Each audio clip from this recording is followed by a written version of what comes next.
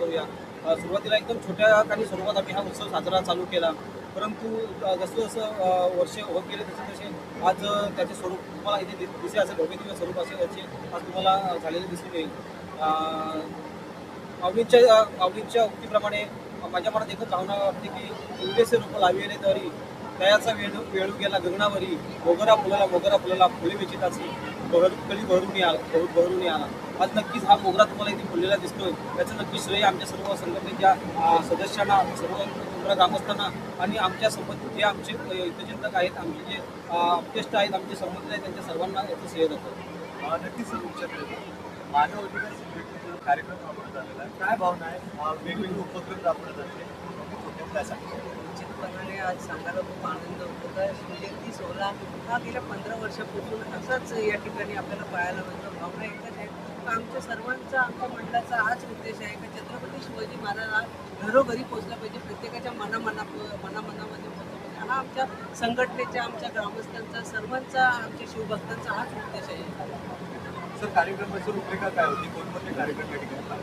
कार्यक्रमाची रूपरेखा बघितली तर तसं आम्ही सुरुवात केली तीच रूपरेखा आहे. त्याच्यामध्ये थोडंफार चेंजेस असेल कदाचित, पण आमचा इंटेन्शनच आहे का समाजापर्यंत ज्या गोष्टी पोचल्या पाहिजेत त्याच्यावर आम्ही जास्त फोकस करतो. त्याच्यामध्ये रक्तदान शिबिर सर्वात महत्त्वाचा विषय आला. त्याच्यानंतर हरिकीर्तनाचं या ठिकाणी आम्ही आयोजन करतो.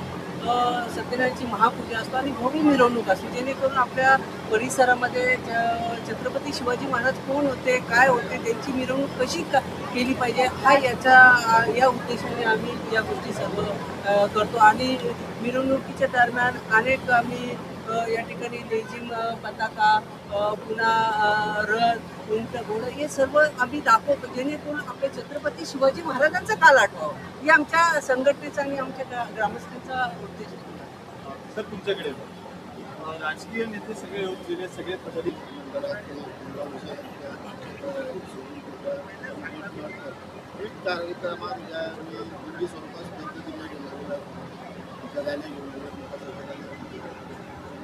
वर्षापूर्वी शिवकालीन नृत्यकला प्रशिक्षण चालू केलं. शिवकालीन नृत्यकला पण यावर्षी पण बालकांचा ध्येय जो आहे ना तो बरोबरच विशेष असा आहे का जनजागृती व्हावा. छत्रपती शिवाजी महाराज जन्माला यावा आणि शेजारच्या घरा हा विषय होता. आणि या मंडळाने हा विषय ठेवले की छत्रपती शिवाजी महाराज जन्माला यावा तो आमच्या घरात. आणि आम्हाला या गोष्टीचा आनंद का वाटतं तर आम्ही पण असा संकल्प केला. लव दिवस सारखे काही गोष्टी घडतात. लहान लहान मुलांवर आपले बलात्कार होतात, महिलांवर होतात, मुलींवर होतात. वयाची काही त्यांना येत 4-5 वर्षाचे 8 वर्षाचे. पण आम्ही असा निर्णय घेतला विश्व हिंदू परिषद बजरंग दल या अंतर्गत मी असा विचार केला का ना आपल्या मुली स्वतःचं रक्षण करू शकल्या पाहिजेत, त्यांना स्वतःचा मनोबल वाढला पाहिजे.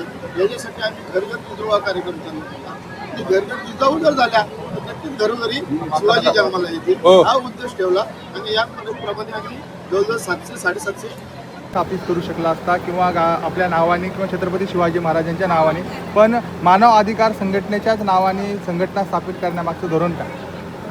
धोरण तसं उद्दिष्ट काही नाही, पण एक सांगितलं गेलं तर आपल्याला लक्षात येतं. म्हणजे आता 2012मध्ये मानवाधिकार संघटनेचे काही लोकांनी आमच्याशी संपर्क साधला आणि त्यांनी जो आमच्याकडे प्रस्ताव ठेवला त्या प्रस्तावामध्ये आम्हाला त्यांच्या काही गोष्टी आवडल्या. मानवाधिकार संघटना म्हणजे काही चांगली संघटना आहे.